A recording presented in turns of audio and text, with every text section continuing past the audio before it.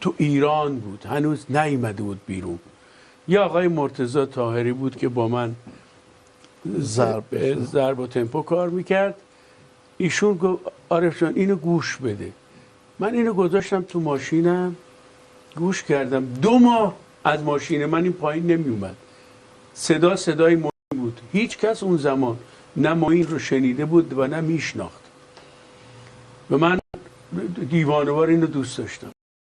همون غمی بود که قبلها تو صدای من بود، اینو تو صدای معین من میشنیدم. البته اسمش هم نگفت معین، آقای مسعود امینی اینا این کارا رو کرده بودن. من به خاکستر نشینی عادت دیره ادامش بود. آره اینا توش بود. شبانه آخر من وقتی این رو دیدم اجراش کردم با همین اولین آلبومی که با آقای وارتن آوانسیان و آقای جهانگیری تبریایی اجرا کردیم.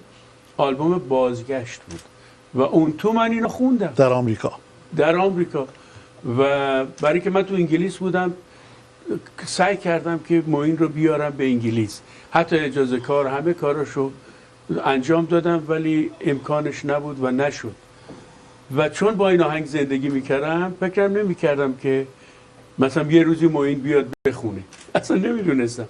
اومدم امریکا اونو اجرا کردم، خوندم. همون یکی را دوستی دارم و من به خاکسترش اینا رو خوندم.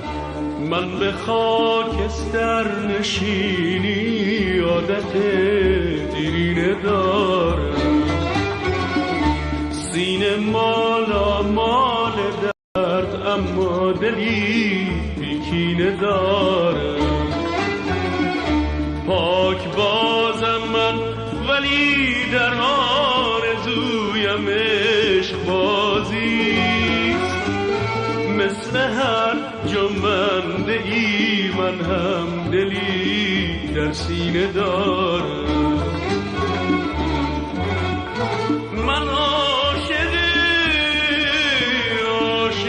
شدنم، من عاشق شدنم.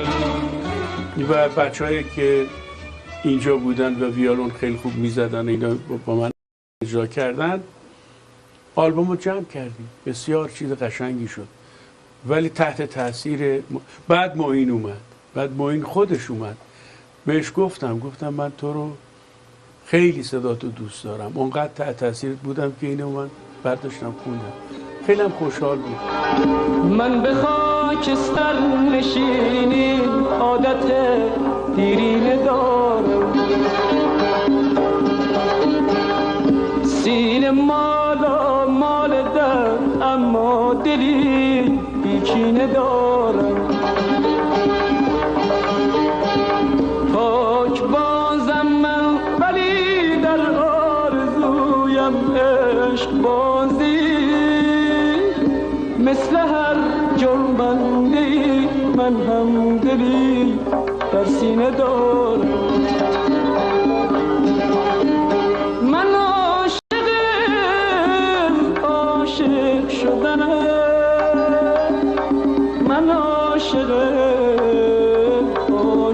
شدنم. با آقای احمد مسعود که مدیریت کاباره تهران رو داشتن در لس آنجلس، ما با هم خیلی دوست بودیم. التماسش بود اینو بیار، اینو بیار، این خیلی خوبه، خیلی خوب میخونه.